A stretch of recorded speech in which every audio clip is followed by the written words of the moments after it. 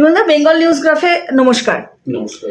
যে প্রসঙ্গে যাব, আমরা শুনেছি যে বিনাশকালে বিপরীত বুদ্ধি বা বিনাশকালে সবকিছুই ভুলভাল হয়। বাংলাদেশ যেভাবে হুঙ্কার দিচ্ছে যে 4 দিনে নাকি কলকাতা দখল করবে, এটা কি কোথাও বাংলাদেশের ওই বিনাশ শুরু? কি মনে হয়? না না, বিনাশ বহুদিন আগে শুরু হয়ে গেছে, ওর বিনাশের আর কিছু বাকি নেই। কিন্তু এই যে হুমকিগুলো দিচ্ছে খুব ওয়েল প্ল্যান্ড, এটা একেবারে ওরা না বুঝে শুনে দিচ্ছে এটা মনে করার কোনো কারণে অ্যাবসলিউটলি একটা ওয়েল প্ল্যান্ড ব্যাপার। এবং ওরা চাইছে যে যতটা সম্ভব ইন্ডিয়াকে উত্তপ্ত করতে, এবং উত্তপ্ত করে যখনই ইন্ডিয়া যদি কিছু একটা করে বসে বা এখানে যদি কোনোভাবে একটু অন্যরকম অ্যাকশন নেওয়া হয়, সেটা গোটা পৃথিবীতে ভিকটিম কার্ড খেলা এবং সেটা দিয়ে কিছুটা রাজনৈতিক ফায়দা তোলার চেষ্টা। ফলে এটা একদম প্ল্যান করেই করছে। দেখো, বাংলাদেশে এই যা ঘটছে, এই ঘটনা তো আজকের না, বীজটা অনেক আগে পোতা হয়েছে। এই যে আমরা দেখছি হিন্দুদের মেরে তাড়াচ্ছে, বহু হিন্দু পালিয়ে আসছে, মারধর করছে, মহিলাদের উপর নৃশংস অত্যাচার হচ্ছে। 3 দিন আগে এক বৃদ্ধা মহিলাকে মেরে ফেলে দিয়েছে খাগড়াছড়ি অঞ্চলে। শুধু তাই নয়, তার গলায় পবিত্র তুলসীর মালাটাকে ছেড়ে ফেলে দিয়েছে। তারপর বলছে আমরা সব মূর্তি ভেঙে দেবো, আমরা মেয়েদের বেরোতে দেবো না, হিন্দুদের থাকতে দেবো না, হিন্দুরা চলে যাও। এর ইতিহাস অনেক পুরনো। আসলে একটা কথা আছে না, মোমবাতি যখন নিজে অন্য কাউকে জ্বালাতে পারে না, নিজে জ্বলে যায়। এখন বাংলাদেশে সে মোমবাতির দশা হয়েছে। মোমবাতির দশা কেন হয়েছে? কারণ একটু পিছিয়ে যেতে হবে। ইতিহাসগুলো কিন্তু খুব একটা পড়ানো হয় না আমাদের এখানে। বিশেষত বামপন্থীগুলো একদম ইতিহাসটা পড়ায় না, লুকিয়ে রেখে দেয় তাদের নিজের সাথে। কারণ বামপন্থী এবং ইসলামিক তারা প্রায় একই সাথে চলে, দুটোই খুব এক্সট্রিম রিলিজিয়ান।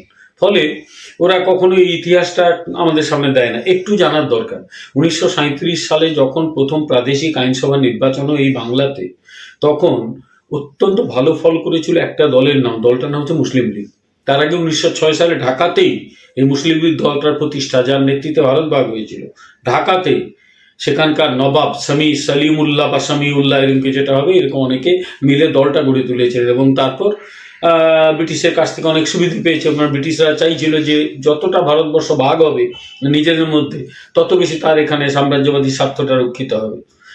সেই মানে মুসলিম লীগ যে এত পাওয়ারফুল হয়েছে তো কেউ জানতো না। যেটা প্রথম বোঝা গেল যে 1937 সালে প্রাদেশিক আইনসভা নির্বাচনে আর একজন বুঝতে পেরেছিলেন, যাকে বামপন্থীরা প্রায় গালিগালাজ করে, এমনকি তাদের পাল্লায় পড়ে এই তৃণমূলের এই অপগণ্ডগুলো তারাও তাকে গালিগালাজি করে, কিন্তু সেই লোকটা ঠিক বুঝতে পেরে গিয়েছিল। তার নাম শ্যামাপ্রসাদ মুখার্জি। তো এই শ্যামাপ্রসাদ মুখার্জির যে ডায়েরি, সেই ডায়েরিটা খালি পড়ুন। 1937 সালে প্রাদেশিক আইনসভা নির্বাচনের ঠিক পরে শ্যামাপ্রসাদ বলছেন যে বিপদ আসছে বাংলার সামনে। কারণ এই যে মুসলিম লীগ এতগুলো আসন পেল, মুসলিম লীগকে কিছুতেই কিন্তু ক্ষমতায় যেতে দেওয়া যাবে না। যদি চলে যায়, ক্ষমতার একবার স্বাদ পায়, তাহলে কিন্তু পশ্চিমবাংলায় ওরা অপ্রতিরোধ্য হয়ে যাবে। বাংলায় খুব বিপদ আসছে।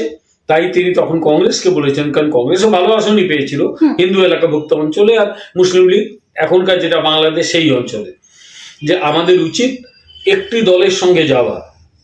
এই দলটা হচ্ছে ফজলুল হকের কৃষক প্রজা পার্টি। অনেকে ওই বামপন্থীরা বিষয় হতো, তৃণমূলেরও কিছু লোক, অধিকাংশই তো পড়াশুনো করে না, সব হোয়াটসঅ্যাপ থেকে নেয়, যে শ্যামাপ্রসাদ নাকি মানে আমাদের মুসলিম লীগের সঙ্গে অ্যালায়েন্স। একদম করেননি, বাজে কথা। শ্যামাপ্রসাদ চেয়েছিলেন কংগ্রেস এবং ফজলুল হকের দল মিলে, কারণ ফজলুল হক মুসলিম ঠিক আছে, কিন্তু তার একটা কি বলবো একটু সেকুলার কিছু ভাবনা চিন্তা ছিল।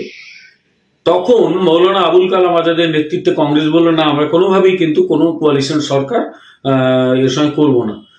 হলো কি, ফজলুল হক তারা মুখ্যমন্ত্রী, তিনি প্রধানমন্ত্রী হওয়ার জন্য, তখন এই প্রাদেশিক আইনসভাতেও প্রধানমন্ত্রী বলা হতো, প্রধানমন্ত্রী হওয়ার লোভে মুসলিম লীগের পাল্লায় পড়লেন।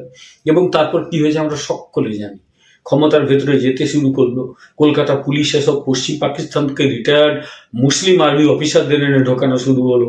এবং এই যে প্রক্রিয়াটা শুরু হলো, তার একটা কদর্য রূপ আমরা দেখেছিলাম 1946-এ প্রত্যক্ষ যে সংগ্রাম দিবস বা ডাইরেক্ট অ্যাকশন ডেতে। ন্যাচারালি ইতিহাসটা অনেক। এবং সেই 1946-এ যখন এখানে প্রত্যক্ষ সংগ্রাম হচ্ছে, তখন নোয়াখালীতে শয়ে হিন্দু, হাজারো হিন্দু, তাদের ওপর অত্যাচার হচ্ছে, মহিলাদের ওপর নির্যাতন হচ্ছে। তারপর 47-এ স্বাধীনতা হইলো। তারপর দাঙ্গা, মানে হিন্দু বিরোধী, এটাকে দাঙ্গা তো দুপক্ষের গোলমাল হলে দাঙ্গা বলে, এটা হচ্ছে হিন্দু বিরোধী আক্রমণ, প্রোগ্রাম যাকে বলি, সেটা কিন্তু মানে পূর্ব পাকিস্তানে চলছিলই। তার একটা দুটো উদাহরণ দিই। একটা হচ্ছে 1964 সালে রটিয়ে দেওয়া হলো যে 1964 সালে একদিন রটানো হলো, গুজব রটে গেল যে কাশ্মীরের হজরতবল মসজিদ যেটা, সেখানে এই হজরত মোহাম্মদের একটা পবিত্র চুল রাখা আছে, মুসলিমরা খুব শ্রদ্ধা করে, সে ঠিক আছে, তাতে কোনো অসুবিধা নেই। রটানো হলো ওটা নাকি চুরি হয়ে গেছে, একদম মিথ্যে কথা রটানো হয়েছিল, কিচ্ছু চুরি হয়নি। ওখানে শুরু হয়ে গেল হিন্দুদের উপর দাঙ্গা। আচ্ছা, আমি যদি যুক্তির ক্ষেত্রে ধরে নিই যে যদি চুরি হয়ে যেত, তো ওখানে হিন্দুরা অপরাধ কি করেছিল, কিন্তু সেটাই ঘটেছিল। এবং সেই দাঙ্গার প্রত্যক্ষদর্শী দু একজন বই লিখেছে। আমি তাকে ব্যক্তিগতভাবে জিজ্ঞেস করেছিলাম যে ঘটনাগুলো আপনি ঠিক বলছেন? বললো আমি যা যা দেখেছি পুরোটা বলতে পারছি না, বিশেষত নারী নির্যাতন যা যা ঘটেছিল সেগুলো আমি বলতে পারছি না, কারণ তাহলে কেউ ছাপবে না। এবং এর একাধিক বই বাম আমলে বহু চেষ্টা করে বার করা যায়নি, মানে অনেক চেষ্টা করে ব্যক্তিগত উদ্যোগে বার করা হয়েছিল। তার মধ্যে একটা বই আছে জেহাদ ও উদ্বাস্তু সেনে, সম্ভবত মৃণাল কান্তি দেবনাথ, গত নির্বাচনে, এর আগের বারের লোকসভা নির্বাচনে যে বারাসতে বিজেপির ক্যান্ডিডেট ছিল।